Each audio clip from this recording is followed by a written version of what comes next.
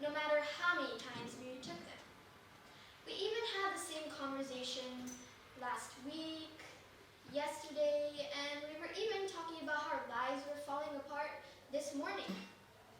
Since when did our talks only consist of workload, tests and assignments, GPAs, and SAT scores? Well, I might not be a junior or senior whose life is at stake and solely depends on whether or not I'm accepted at an Ivy League college. But so many students are pressured into having to get into the best colleges. And the competition today is more than ever. Good morning, ladies and gentlemen. My name is Sophia Tapapama, and I assure you that you will be fully convinced by the end of my speech that the college admission processes today should be reformed to focus more on students' character. These processes imbibe the false notion that success is only achieved by attending prestigious institutions. They are the reason for teens today's self-centered personality, and they are a burden that at its worst could result in fatal consequences. First off, did you know that the acceptance rates at highly selective colleges have plummeted? Only about 3% of the 18-year-olds go to schools in the US that admit fewer than half their applicants. The Atlantic Derek Thompson once put it as a crisis for 3%.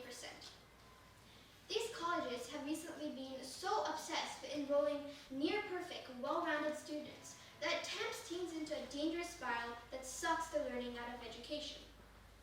This pushes more teens into superficial experiences and hobbies rather than pursue their true passions. This is distorting kids' and parents' values that attending prestigious institutions is the single most important factor to succeed in life. Therefore, this perverts the role of higher education in society and misguides teens about success in life. Second, these modern-day admission processes have become so competitive that youth now appear to be more focused on their own success rather than compassion for others. Turning the Tide is a recent report conducted by Howard's Making Caring Common Good project, which expresses what is wrong with college admissions today. Only 2 years ago, in 2015, this report, which was a culmination of a survey of 10,000 youth, highlighted that only 20% chose care for others as a top priority, and 80% chose achievement or happiness as a top priority. Thus, high school students often perceive colleges as simply valuing their achievements, not their responsibilities to their communities. Therefore, this shows how teens today, how the modern-day admission process plays a role in why teens are so narcissistic. Lastly, this process has become a burden to be feared, not a wonderful exploration of our future. In a report on the suicide clusters at Silicon Valley, it was found out that one of the two major causes of distress was to excel at multiple academic and extracurricular pursuits. This was exemplified by a study in which kids were asked to rank their parents' top 5 values out of a list of 10. Half of them related to achievement, to attend a good college or excel at academics, and the other half to well-being and character. The kids who chose more achievement-related goals had more personal troubles. They were pressured into having to get into the best colleges and are pulled into the competitive frenzy at school. This process has become a burden that at its worst could result in fatal consequences. Now, you are aware of the amount of pressure college admissions put today in teens' minds. This competitive race has negatively influenced teens today. I'm only 14, but in 2 years, I will have to go through the same process. And if the modern-day college admission processes are not reformed to focus more on character and ethics, it will have the same impact as on juniors and seniors on my generation and the generations after us.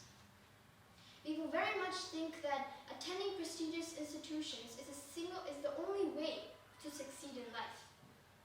This process will remain a burden, that's something we will fear of, making us even more selfish. So, if you are a parent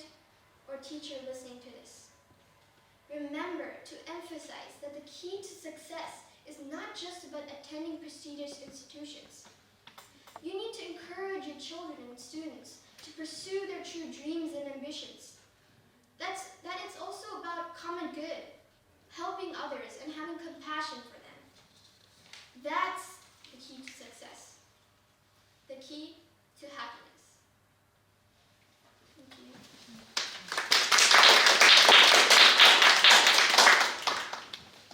5 minutes, 38 seconds.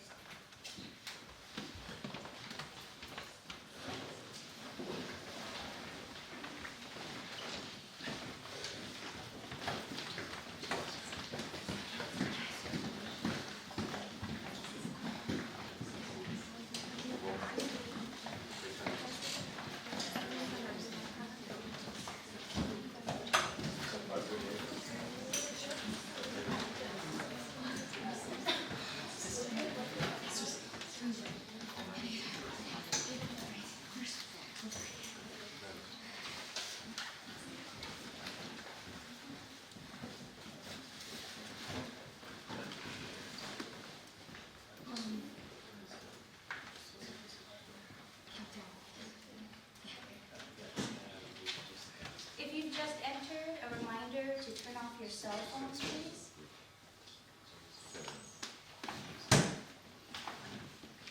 Jen? Yes. I'm sorry. Oh, that's okay. I'm sorry. Are you okay? Are you ready? I am. Yes, I am.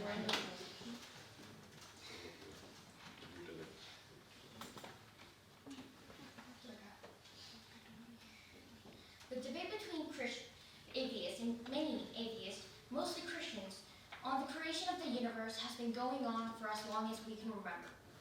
But I speak as a student and as a future thinker for the right to learn what is out there in the world without the exclusion of certain perspectives.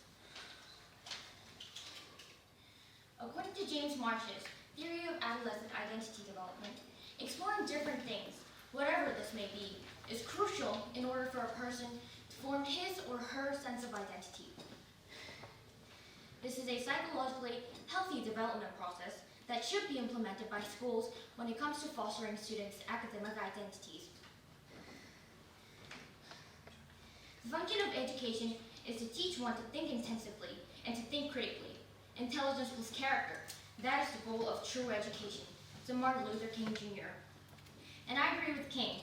We should be taught how to think critically, intensively, without prejudice. And yet we are being taught partial knowledge that leads to discriminatory mindsets. In fact, the education system prejudices the facts we learn at school, making us see things with bias when it should foster students to think and advocate against discrimination in our world. This reality could be observed in our current biology curriculum. The conundrum of the origin of the universe is explained by the Big Bang Theory and the theory of evolution at school. In class, we were taught to believe that the universe was created billions of years ago in an explosion from a single point of infinite energy density, and that all living organisms have evolved to fit their environment ever since. We learn about Charles Darwin and his theory of natural selection to support this atheist view of the universe. Referring to Darwin's four main arguments proposed in his book On the Origin of Species, the school explains how the organisms change their physical forms as well as their behaviors to result in the form we see today. Paleontology, geology, and even genetics support Darwin's theory of evolution. This is what my friends and I were taught, something my teachers and probably even our parents were taught. And this theory is definitely plausible in every way. On the other hand, let me borrow the words of another scientist, Robert Jastrow. Jastrow is an agnostic astrophysicist who finds fault in the Big Bang Theory in his book, God and the Astronomers. As he wrote, astronomers now find that they have painted themselves into a corner because they have proven by their own methods that the world began abruptly in an act of creation to which you can trace the seeds of every star, every planet, and every living thing in this cosmos and on Earth. And they have found that all this happened as a product of forces they cannot hope to discover. That there were I or anyone else would call supernatural forces at work is now, I think, a scientifically proven fact. According to Jastrow, it is contradictory to the laws of physics that everything in this universe came from nothing. And Jastrow was not the only scientist to argue against the Big Bang theory. Both theories of the Big Bang and evolution have renowned scientists challenge their validity. Stephen Hawking, perhaps one of the most famous atheists of the 21st century, once theorized in his latest book, The Grand Design, that because there is a law such as gravity, the universe can and will create itself from nothing, asserting that the creation of the universe is possible without the interference of God. However, in response to Hawking, a professor of mathematics in the University of Oxford once claimed that Hawking's argument is based on circular reasoning. The logic behind the universe creating itself cannot be explained by the universe being able to create itself. In other words, the atheist view of the universe can only be valid under the assumption that gravity has forever existed and that the universe can create itself. My point is that this debate is still going on, not only between scientists and theologians, but also between scientists and scientists. Moreover, even Charles Darwin, the man that first proposed the theory of natural selection, once claimed that he has never been able to confirm the validity of atheism nor evolution. To this day, there are acknowledged scientists, Kenneth becoming a biologist at Harvard University, Richard Dawkins, a former professor for public understanding of science at the University of Oxford, Kenneth Raymond Milley, a molecular biologist currently in Brown University, even those from atheist fields of science such as cosmology, physics, and biology, who support the existence of God or any kind of superior being involved in the process of creating the universe. With this much support for both arguments, especially if neither are 100% proven or accepted by scientists, it is only fair to consider both arguments. And despite the ongoing dispute between the two groups, with both having valid reasons, only one is represented in our education. We are taught to believe that, taught to think critically in every situation, to consider both sides and look at different perspectives. And yet we are dismissing one of the two major theories without even consideration. The theory of evolution is taught as science, whereas creationism is labeled as a simple religious myth. If all students are taught this way, a condescending attitude towards adherents of religious beliefs is inevitable. In fact, this system of learning will only lead students into developing anti-theist views of the world. Thank you.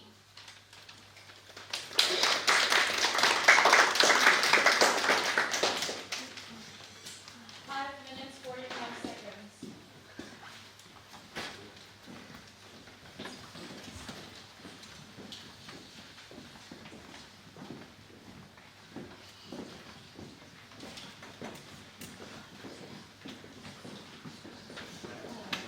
Are you done? Let's wait for people to. Oh yes, you see on the stage, the previous speakers before Janice had stood up on the stage, and there's a podium. And it rolls, I believe it's light enough to move. Oh, is it heavy? There's a speakers, or there's a music stand too. Would you prefer this podium or this one?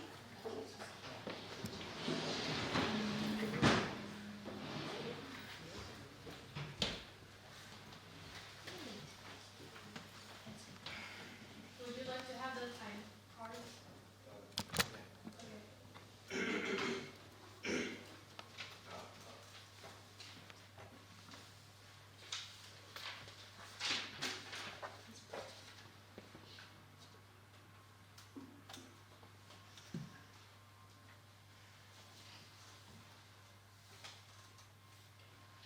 Okay, John, when you're ready. Alone in a cold room, the darkness is stifling. The pitch blackness engulfs the entire room, every corner, every wall, and all I can hear are the sound of my breathing and the whispers. The darkness has substance, and it weighs down on every inch of my body. Moving and thinking are exhausting. Expenditures of energy that could be used for something else. And then I hear a voice from the outside saying, look on the right side. But how can I see light when all there is darkness? This is the mind of the depressed.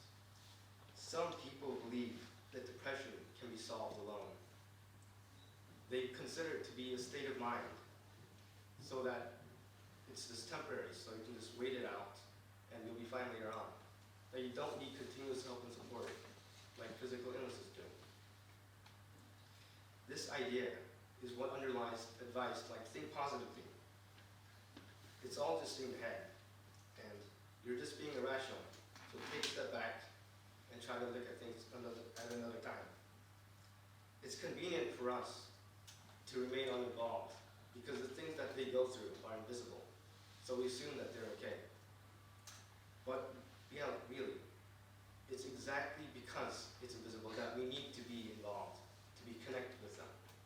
We need to be there for them when they need us. And we need to listen to them because those are the things that they need most. The problem with depression is that we don't feel like we are seeing the world through the haze of a gray veil. In fact, we feel the exact opposite. We feel that we are now seeing reality clearly, that the veil that had once led us to be blissfully ignorant of what reality really is has been removed from our eyes. We believe that we are seeing the truth, and we are trapped in our own minds because of those truths. Depression leads us to have delusions that we perceive to be truth, with questions that we struggle to answer. They are the constant whispers that won't go away, the ones that we can't silence. Some of those whispers say, nobody loves me. I am worthless. Everybody would be better off without me.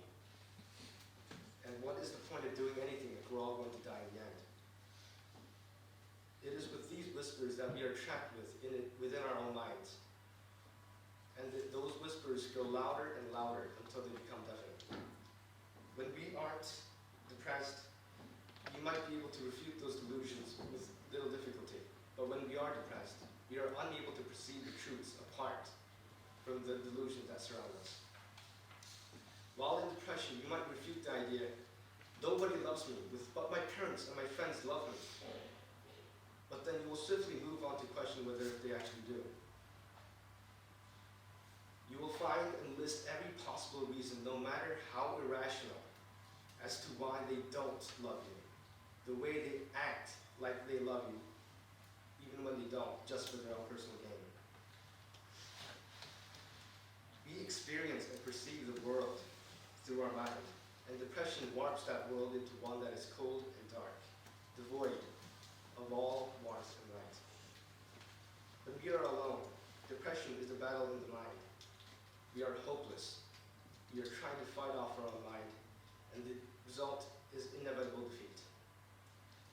We drown in our own delusions and questions, unable to grab onto anything on our own.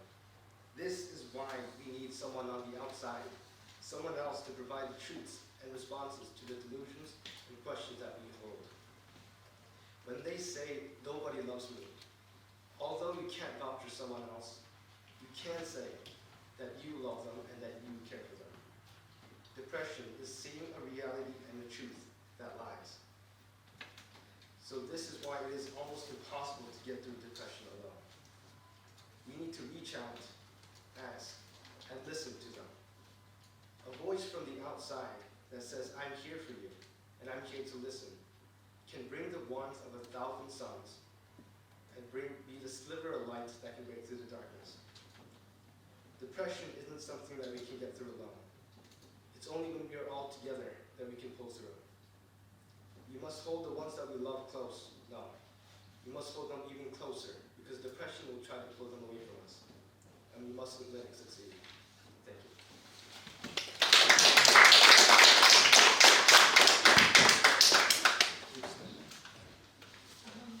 Let's see. Chihiro? Yes. Hi, would you like to use the podium, or would you like it out of the way? No, I would like to use the podium. Oh, okay, if you could flip it back. Let's see. So it's 5 minutes.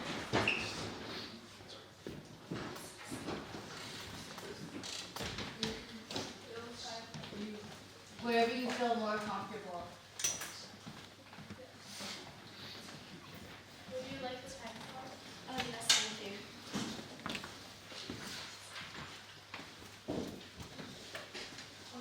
Is it possible it's counting? Oh, okay. Thank you.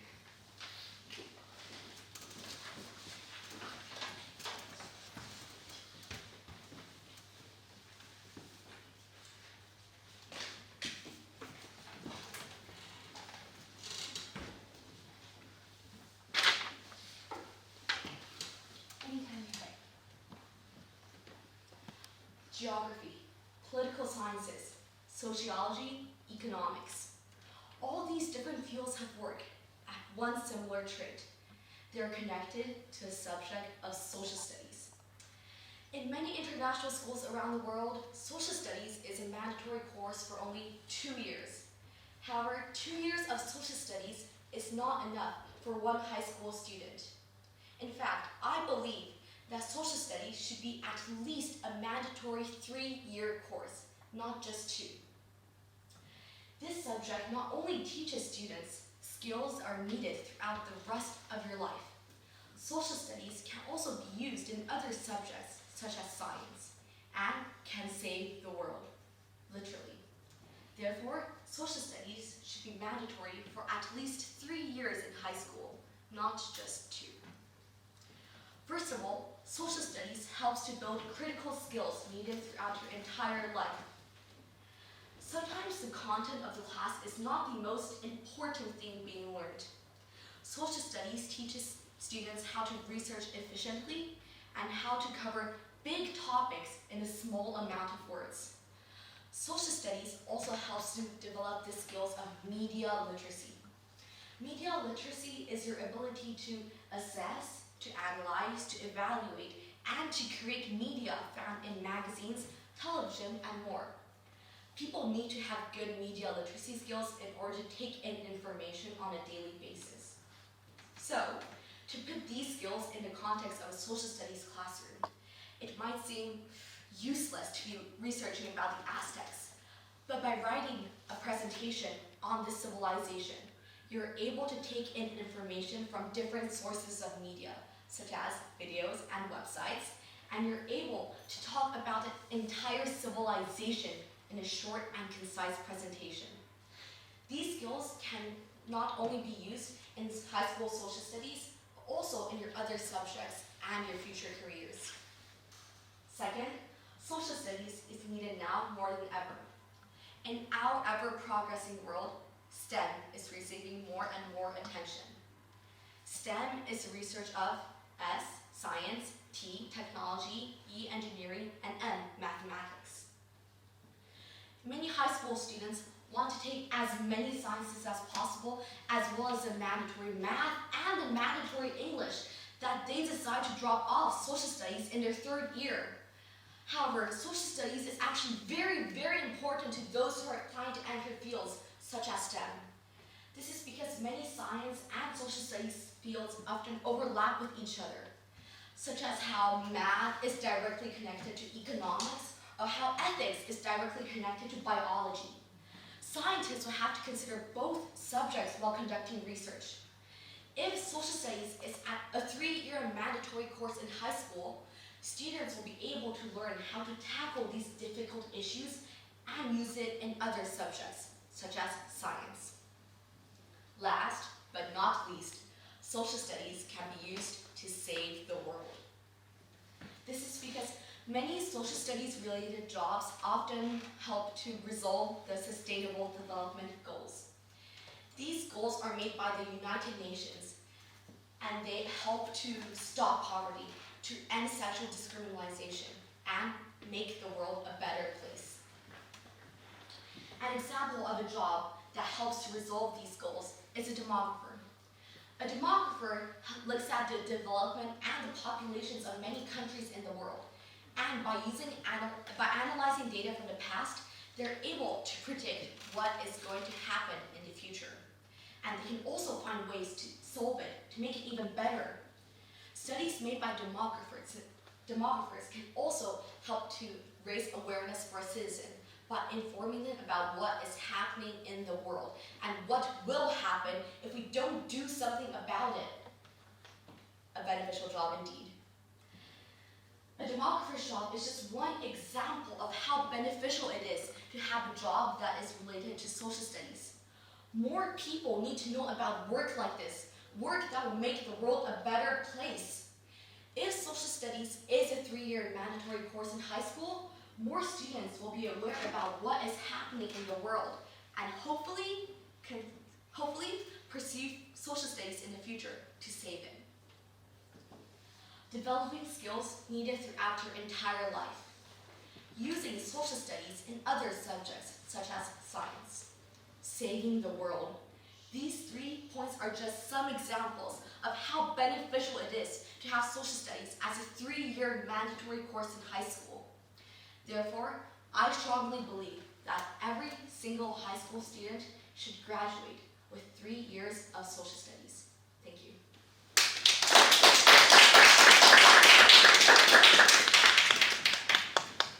5 minutes, 23 seconds.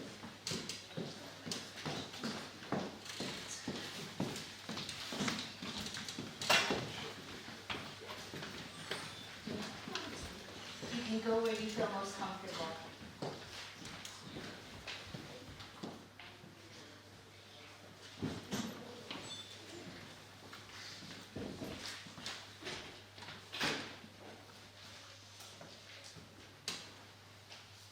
Just a reminder right now to make sure your cell phones are turned off.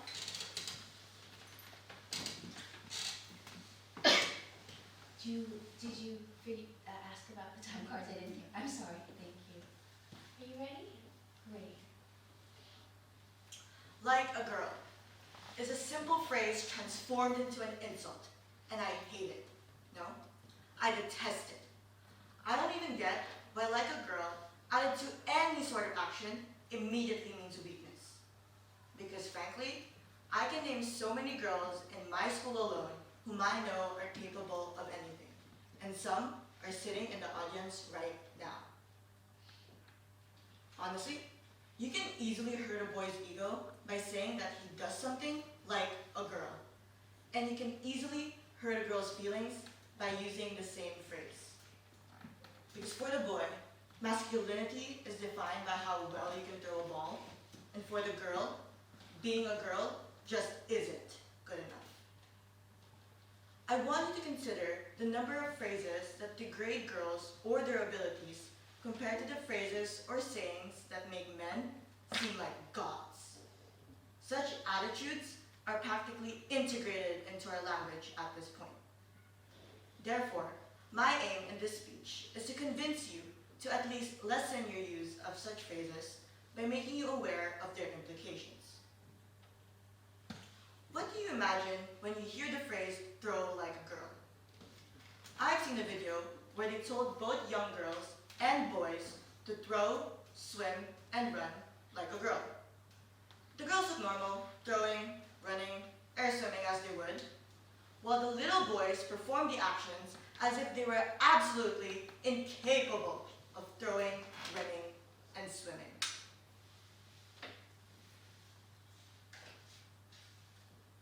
As further examples of how women are degraded by language, notice that such phrases or words as bitch, whore, slut, and easy make women into sex objects.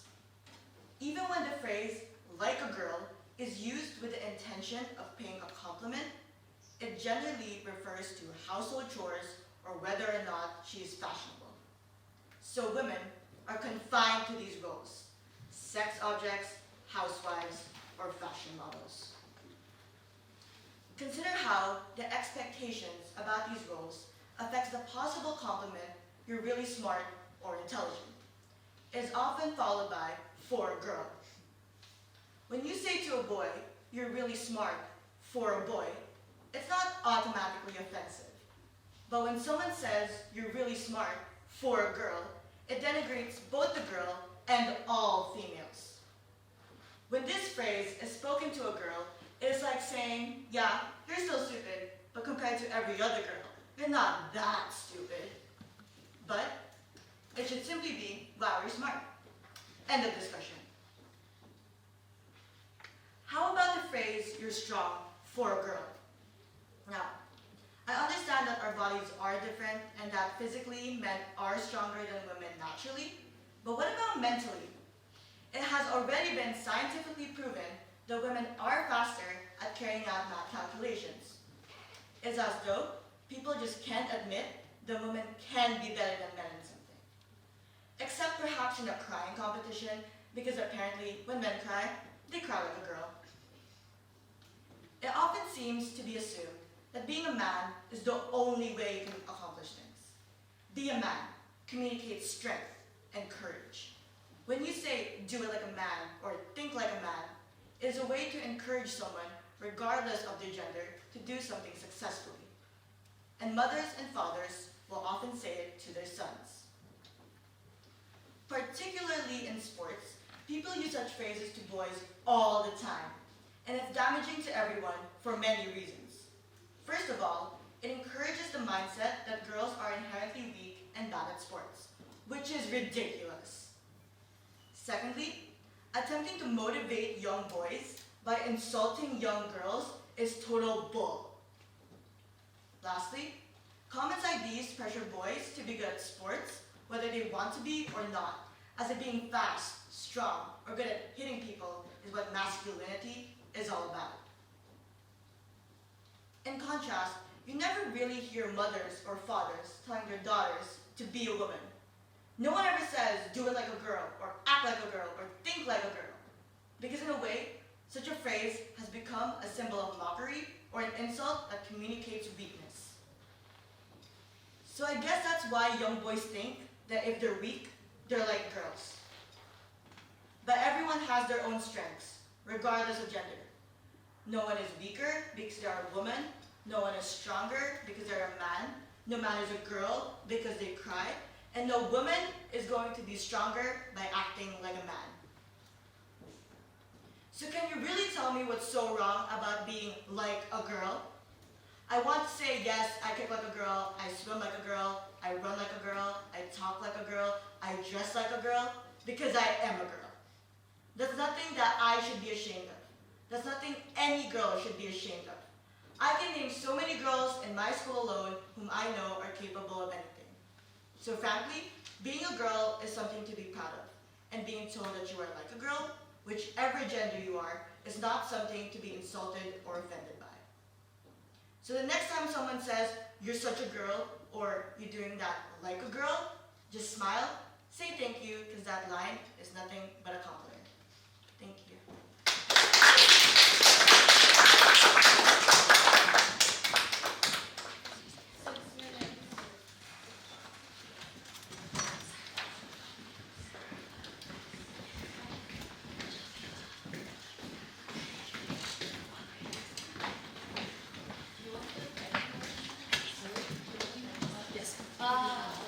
Yes, please.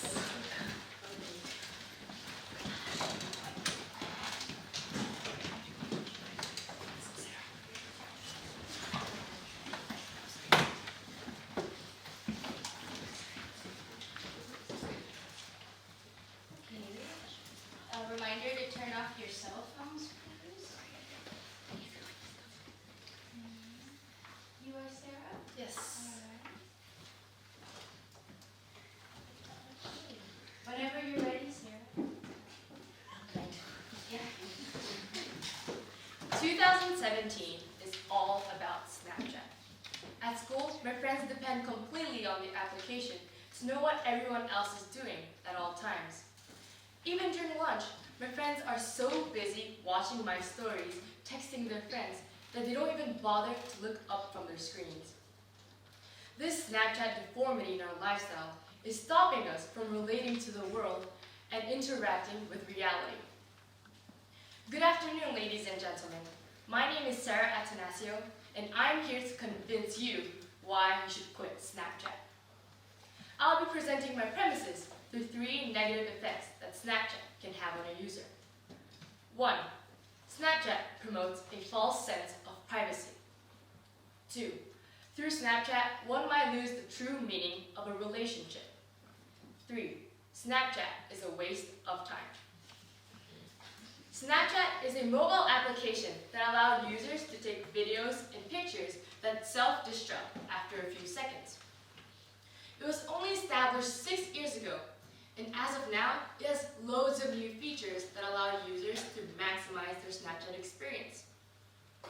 From only listening to the description, it might seem like Snapchat is like every other social media application.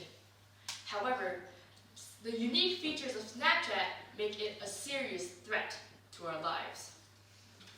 First of all, Snapchat promotes a false sense of privacy and security. Since Snapchat photos are believed to be permanently deleted after somebody views it, users tend to send snaps without taking consideration of the context that they're delivering. This is a big lie that Snapchat advertises. In the US, a 15-year-old girl committed suicide after a lewd photo of her was leaked to people whom she never intended to share to.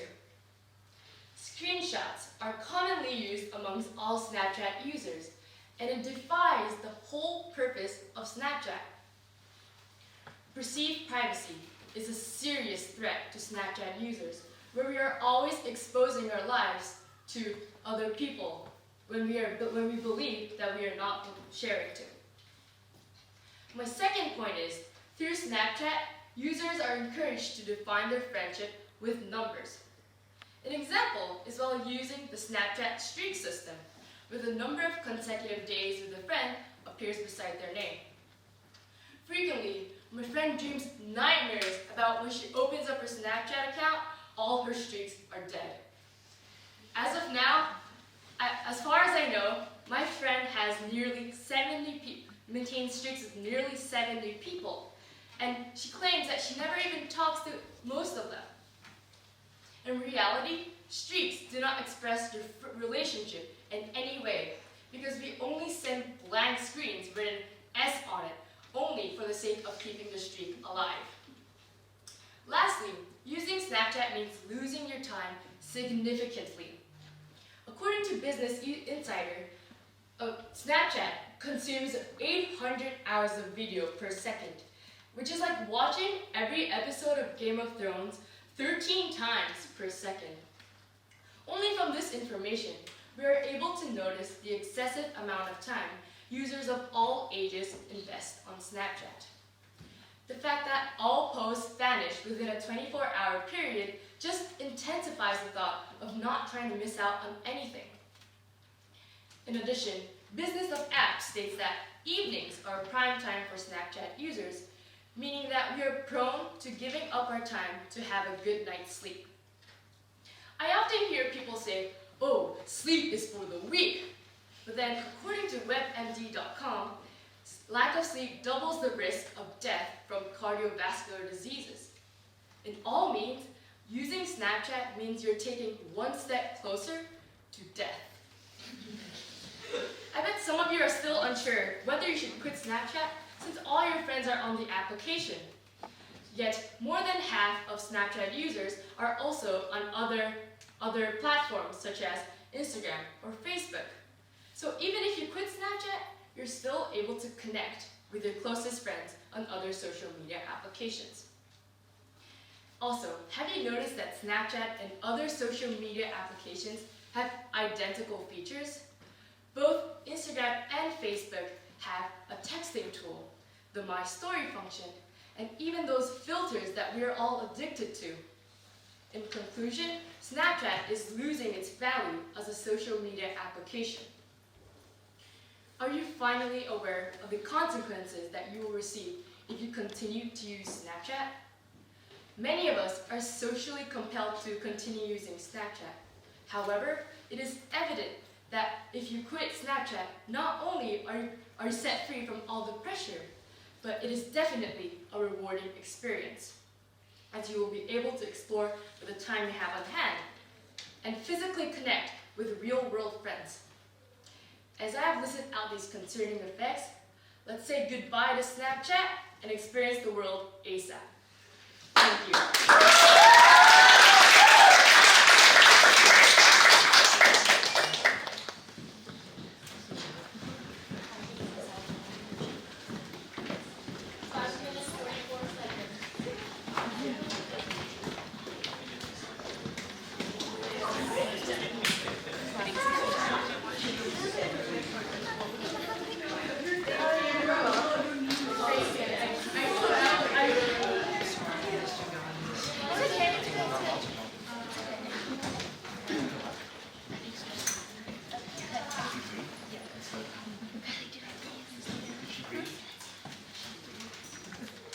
If you just joined us, a reminder to turn off your cell phones, please.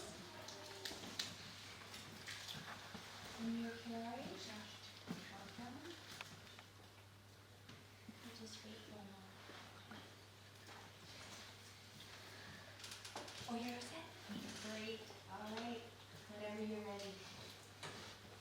When Donald Trump was standing for election, he was often treated as a joke and as an internet meme.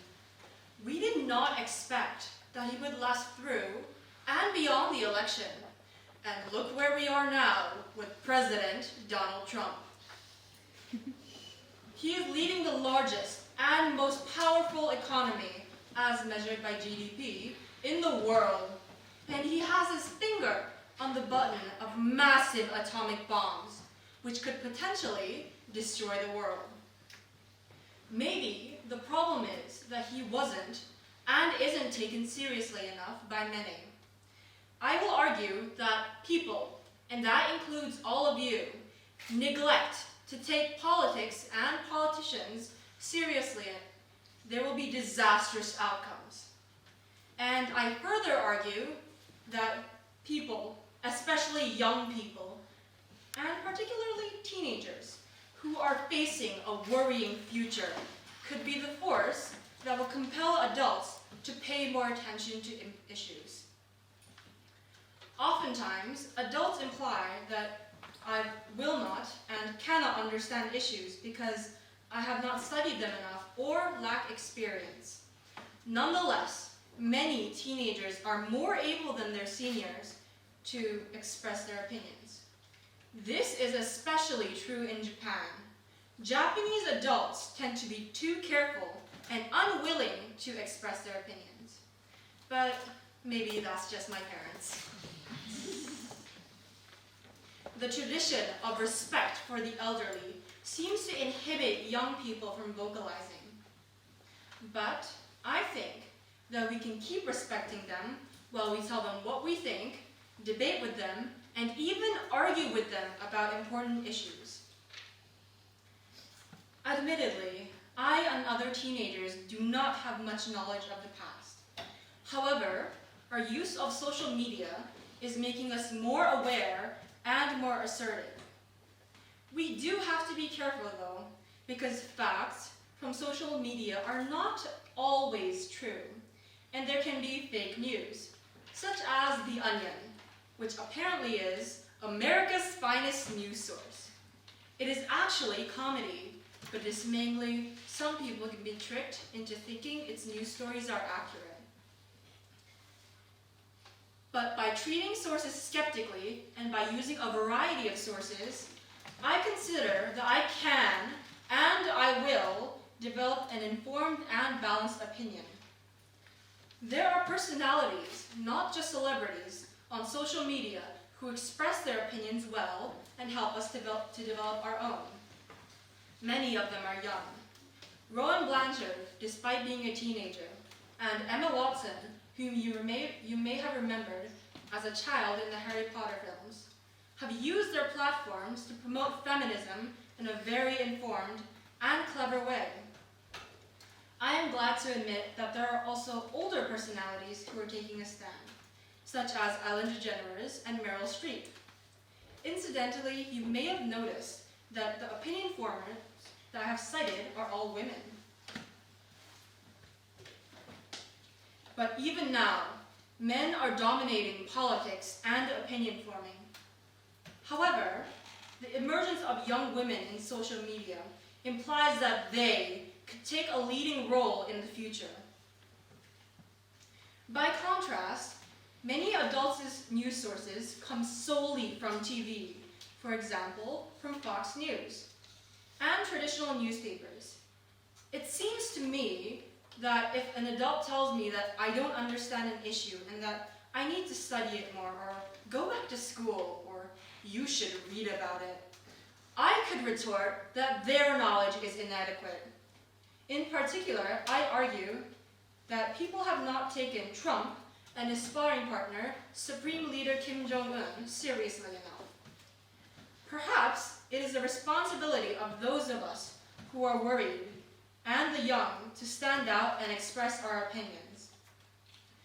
Trump and Kim Jong-un are like a couple of squabbling kids. Kim Jong-un and his hair have been treated as a joke for several years. Now, he and Trump are exchanging serious and deadly threats and have solidified their bases with great effect. But maybe I think too much, and maybe I take things too seriously. I do get upset if a person makes a silly racist joke. But I wanted the chance to form and express opinions, which is the reason why I wanted to enter Persuasive rather than poetry. I want all of us, adults and teenagers, to stop laughing at Trump. We should start formulating opinions and arguments based on good information. In this way, perhaps, we could change the result of the next presidential election. And if adults are not assertive enough or knowledgeable enough, they should follow the lead taken by teenagers. The influence that my generation exerts now will influence how we all think in the future and even affect the future. Thank you.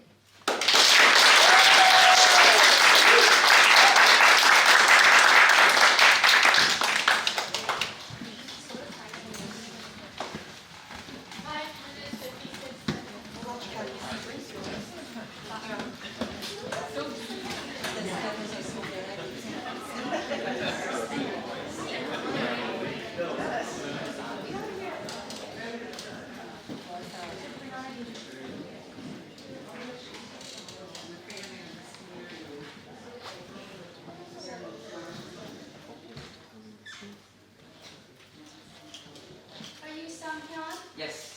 Alright. Give us a moment to finish filling out your sheets. And you can stand up on the stage or down on the floor. Use that podium there or not. It's up to you. Okay? Would you like the time card? Yes, please.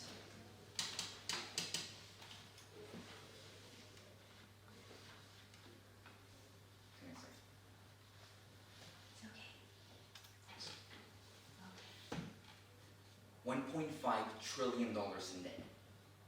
Now you may think that that's a debt of a nation, but in actuality, that's the student loan debt in the United States. This astronomical figure is not only hard on the borrowers, but also damaging the entire US economic system, and subsequently adding a huge rift that is growing between the have and the have-nots. But there is an answer to this seemingly overwhelming problem. The solution lies in offering free tuition at all public universities and colleges in the United States. This type of program is needed for many reasons. First, it will bring equality throughout our society. Second, it will improve the economy. And third, it will guarantee the rights to higher education. First, let's take a look at the background of education in the United States. Up until the late 1960s, earning a high school diploma was sufficient education for Americans, and they could get a decent job, buy a house, and raise a family, the true American dream. But starting in the 70s, more and more people needed a college degree in order to make a living wage. But back then, students were able to pay off their student loans just by working minimum wage jobs. But this is no longer the case.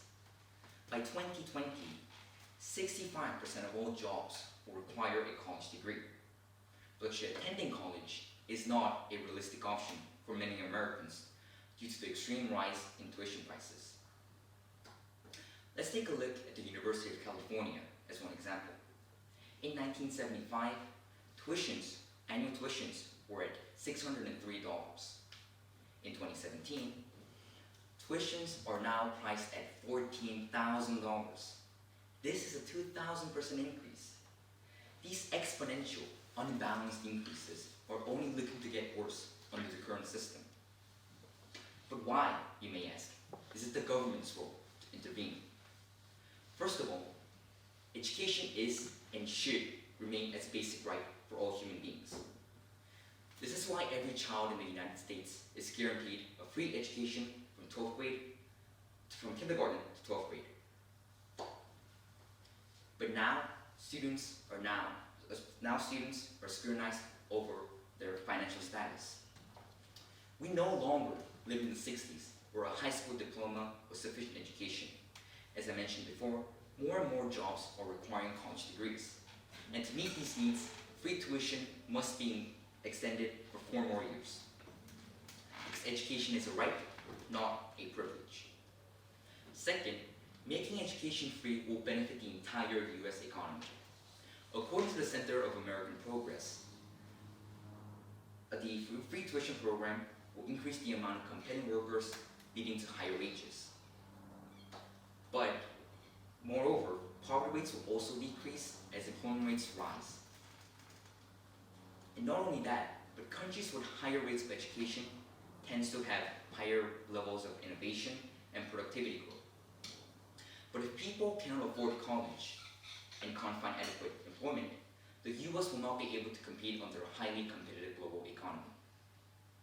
Finally, offering free tuition will bring equality in our society. Education has become highly competitive throughout the years. Applicants are now scrutinized over their parents' financial status, and now are being required to submit bank account information, with one university requiring $60,000 in the bank before even considering to admit a student. Out of 5,300 US colleges, only a 2% do not take financial status into consideration when choosing to accept or deny a student. This is not equality. Now, this may all sound good in theory, but realistically, where would all the money come from? Well, the United States already has a proposed plan for the College for All Act. This plan shows that America spends $68 billion on financial aid, but tuition fees collected are only mounting up to $62 billion. In other words, the nation can totally afford this. It is evident that implementing a government-funded program will guarantee the rights to higher education, bring the equality status up, and also improve the economy. The free tuition program will definitely pay off in the long run, because the youth of today is the future of tomorrow.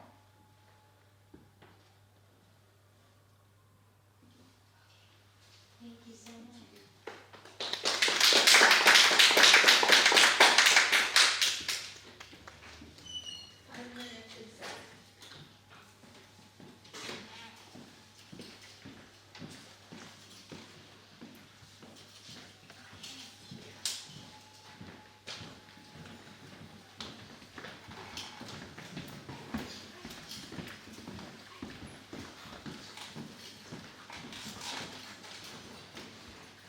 Would you like the pen card? Yes, please.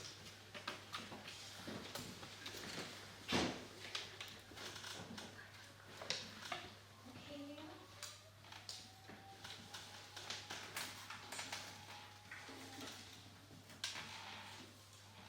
Alright, whenever you're ready. Yeah, whenever you're ready. The torch is lit. The flags are raised. The 2044 Olympics have officially begun. You watch in awe as records are broken left and right. And what does this exciting generation of athletes have in common? Natural talent, years of practice, sure. But they all also have access to the legal use of steroids.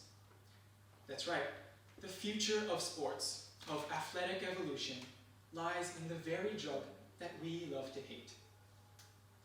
Steroids can advance sports to remarkable levels and contribute to level playing grounds, both safely and efficiently. This is why steroids should be legalized in competition for all top-level athletes. First of all, anabolic steroids are safe when used correctly.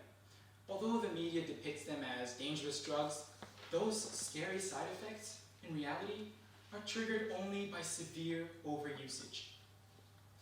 Liver, heart, and hormonal problems are caused solely by extremely high doses taken continuously over many, many years. On the other hand, according to a study by the Taylor-Hooton Foundation, these side effects were not found in athletes who used small, regulated doses. The legalization of steroids offers a unique opportunity for proper education and medical supervision, which can allow athletes to enjoy the benefits of steroids without actively harming their bodies. Secondly, the current ban of steroids only serves to strengthen the ever-increasing gap between wealthy and poor athletes. Poorer athletes who cannot afford expensive steroids are often forced to rely on dangerous, cheap underground sources. These cheap steroids also bring the risk of contamination. Although we hear a lot about Lance Armstrong and Alex Rodriguez, we never hear about the poorer athletes who endanger themselves just to get on their level. Those who contract HIV from shared needles, those who have heart attacks caused by contaminated black market batches. Sadly, the current steroid ban only is not eradicating inequality from sports, but is merely contributing to it by placing poorer athletes under unnecessary dangers. We need a system that can introduce the benefits of steroids instead of some to all. We can do this by distributing steroids to all athletes, which allows athletes of all financial levels to experience the equal performance boosts. Now, where would we fund a system such as this? Well, the simple answer is from all the money that is wasted on anti-doping tests. Athletic committees spend an astronomical amount of money on anti-doping tests each year. For example, the International Olympic Committee spends $30,000 to $40,000 per athlete on steroid tests every Olympic season. In Rio last year, there were 11,000 athletes, which equates to an eye-watering $440 million spent on steroid tests alone. And it's not like these ridiculous prices are justified by quality either. These tests are sadly inefficient and inaccurate. ProPublica reports that the average accuracy for a laboratory test is a mere 33%. That's a lot of money spent on tests that are wrong more often than not. All of this wasted money and effort should instead be redirected towards building a functioning system, one that allows steroids to be distributed to all athletes. Clearly, our efforts should be focused on the legalization of steroids and its immense potential to improve sports for both athletes and spectators.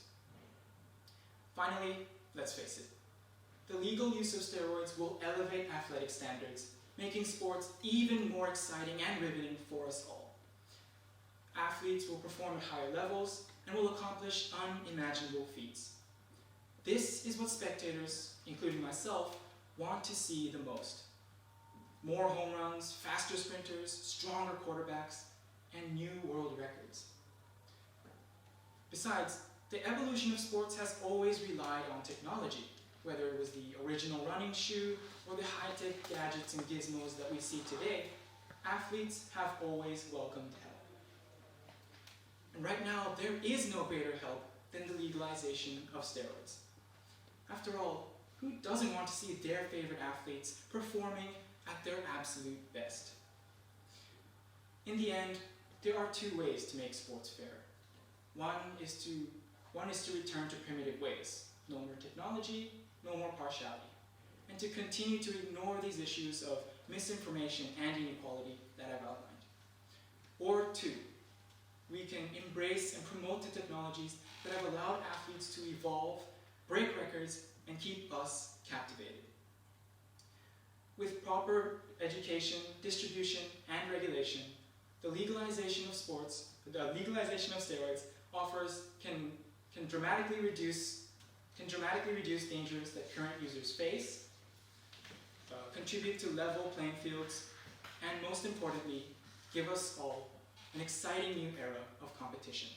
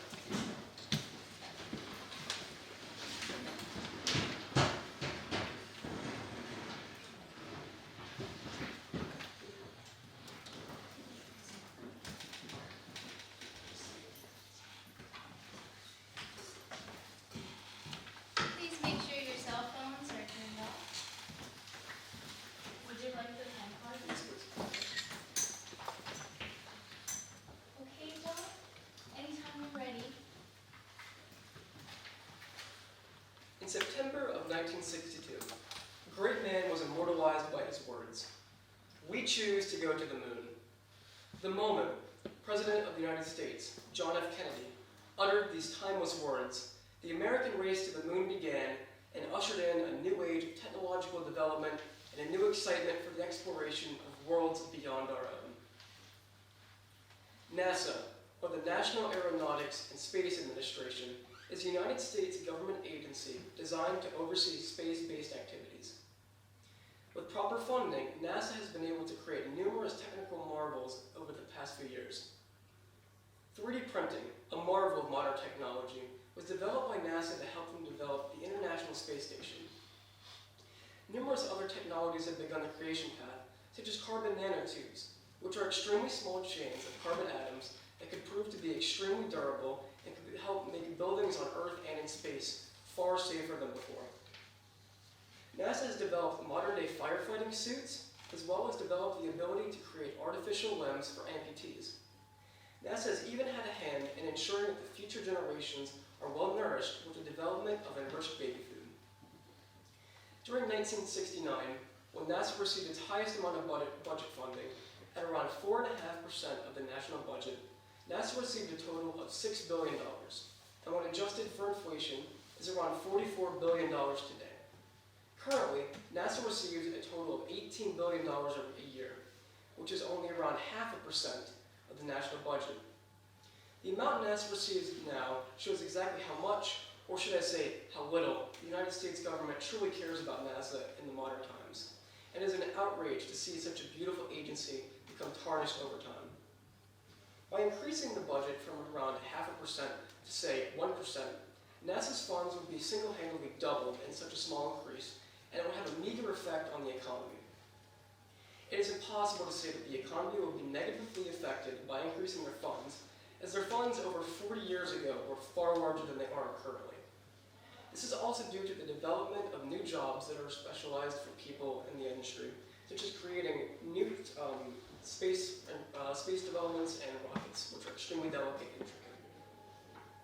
Numerous other space agencies have developed new technologies, such as the Russian Space Agency, which created the Soyuz rocket, which ferries astronauts to and from the International Space Station. Private companies have begun to enter the mix as well, such as SpaceX, Boeing Aerospace, and Blue Origin. In 2016, SpaceX became the very first private company to successfully recover a booster stage of a rocket, which decreased their funds and which decreased the cost of launching by over 60% since then. This might be due to the fact that SpaceX is able to develop these technologies faster than NASA is due to the lack of rigorous testing they need to do instead of NASA. NASA is required to go through rigorous, tedious, time-consuming testing that other private companies are not required to go through. This is not to say that NASA should be able to launch anything they want on a whim, but perhaps the testing could be less rigorous over time. Back to the previous economics issue, by providing more funds to NASA, you could add more engineers to working on the new development of technologies and other engineers to work on the tedious testing in order to make sure that the rockets are safe for launch and can be done as quickly as possible. Space exploration must be a collaboration between all peoples of Earth, no matter the cost, and it must be seen to all nations that the economic and technological output that could come as a result is far larger than the economic downfall they would receive currently. On July 20th, 1969, humanity reached the lunar surface of the moon. Just recently, in October of 2017, the Japanese Space Agency discovered a large lunar cave on the surface of the moon that could potentially provide safe haven for astronauts in the very near future. With all that is discovered every single day, now is the time to fund more into governmental agencies and shoot for the stars once again. Let us go back to a time of adventure and mystery and let humanity finally shoot for the stars once again.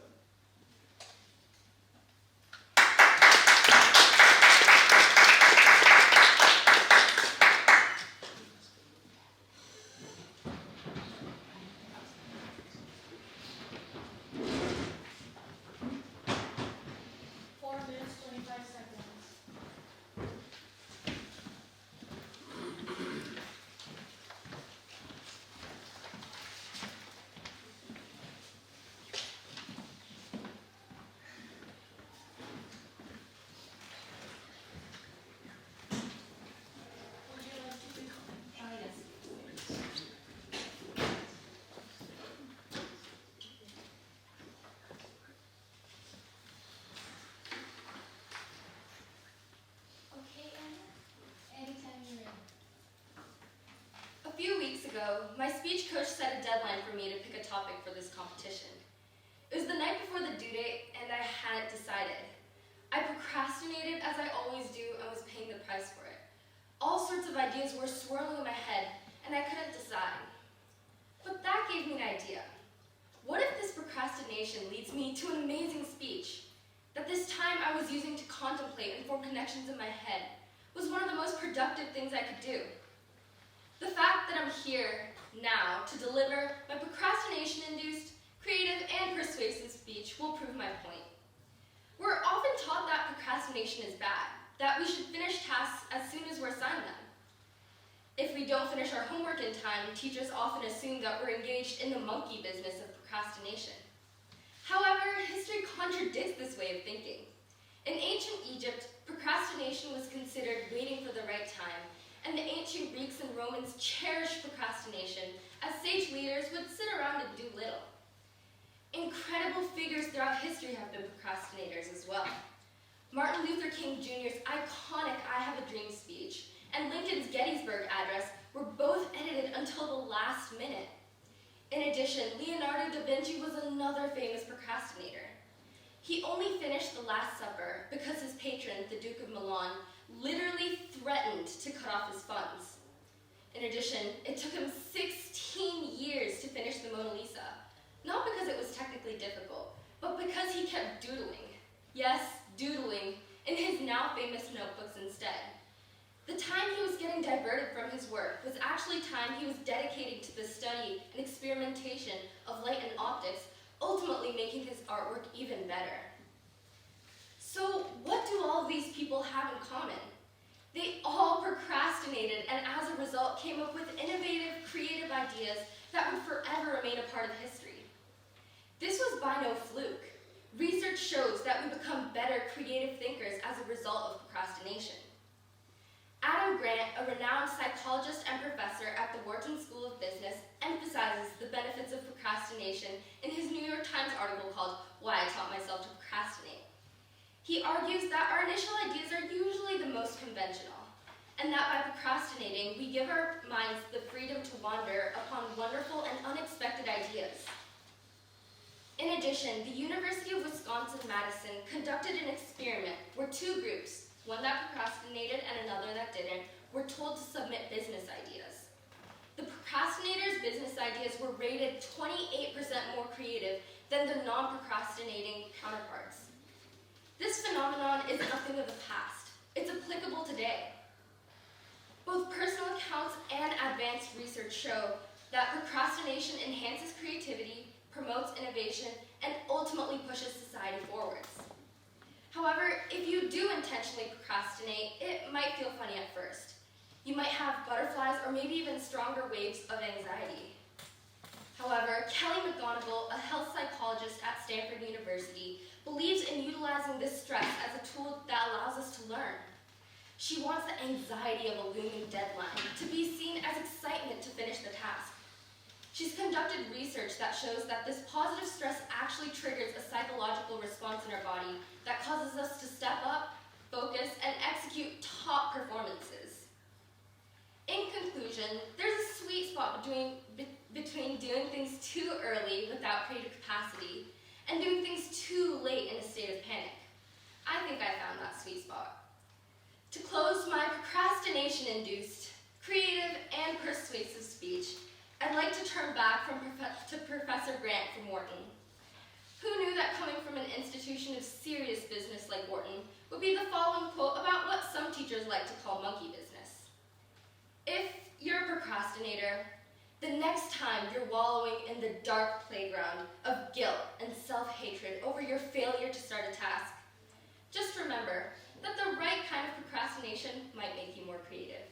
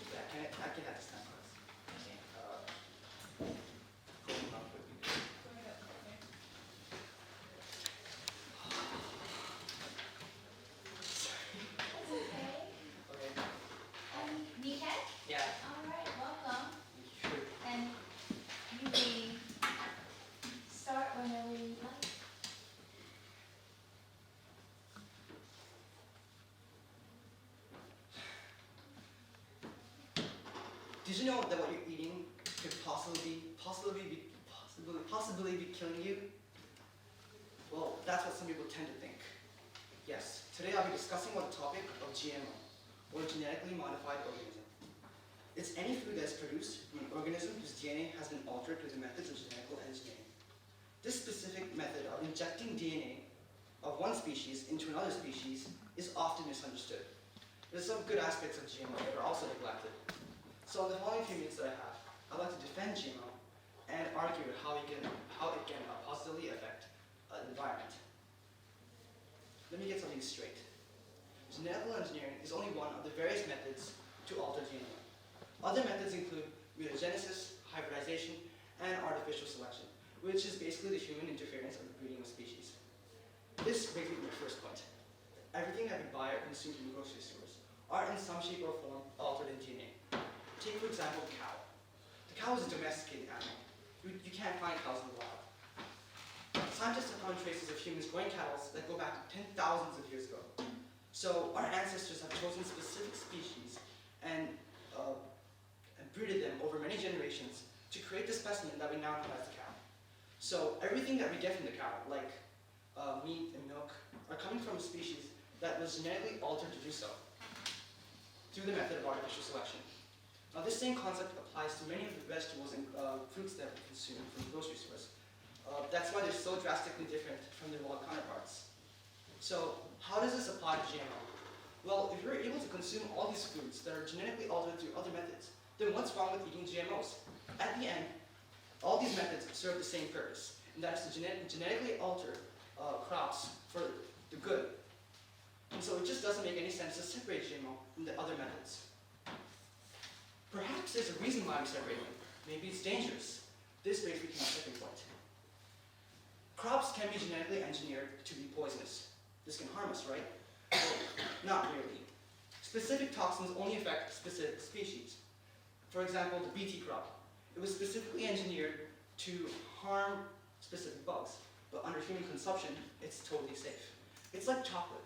When we eat chocolate, it's nice, it's pleasurable, but when you feed chocolates to dogs, it's going to die. So, what if crops can be genetically engineered to harm humans? It's possible that there are crops out there, but that's just not the case. The Society of Toxicology has stated that the level of safety of current biotechnology-driven foods to consumers appears to be equivalent to that of traditional food. So we have nothing to worry about. All GMOs are safe. So how can we apply genetically modified organisms and apply them and use them to positively affect the environment? Let's look at an example from Bangladesh. Eggplants are a crop that's grown in this country, but it's often destroyed by pests. So farmers rely on pesticides to get rid of these pests. But it's very expensive, and pesticide can also be harmful for the farmers.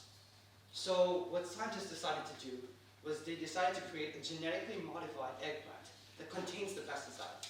So when farmers began using this genetically modified eggplant, it created drastic and significant changes. 3 significant changes. The first being that the use of pesticide decreased to 80%, which makes it more safe for the farmers. The second change is that it allows for more eggplants to be produced, since pests can't eat them. And that means more food for everyone. The third is that because more eggplants are being produced, this increases the income of the farmers, which is good for them. Now, of course, there are many other ways that genetic engineering can affect environments positively, but these 3 basic ones help to give an understanding of the potential of genetic engineering. So, why did I choose this topic? I chose this topic to clarify any misunderstandings of GMOs. So, the points, because genetic engineering is just another method of altering DNA. It's totally safe, and it can help positively affect environments. We shouldn't worry about them. And as long as you understand the points that I've just clarified in my speech, you get a better understanding of GMOs and are able to make better decisions when it comes to GMOs. So I hope that you're able to consider my argument and have a different perspective on GMOs. Thank you.